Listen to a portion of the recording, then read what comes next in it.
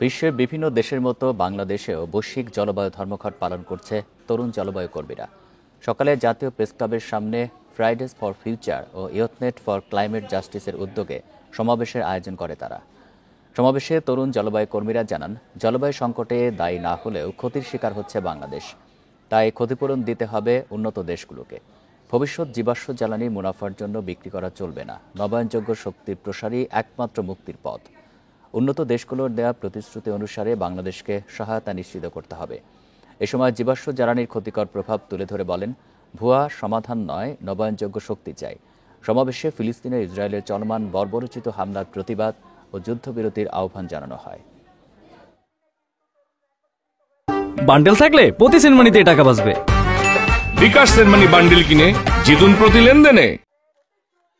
বাংলাদেশের মানুষের জীবন মান উন্নয়নে, প্রকৃতি পরিবেশ রক্ষায় সেই অর্থগুলো যেন খরচ করা হয়, আমরা এই দাবিটা আজকে জানাতে চাই। এই জলবায়ু পরিবর্তনের জন্য, গ্লোবাল ওয়ার্মিং এর জন্য কিন্তু ক্ষতিগ্রস্ত দেশের তালিকায় আমরা একদম শীর্ষে।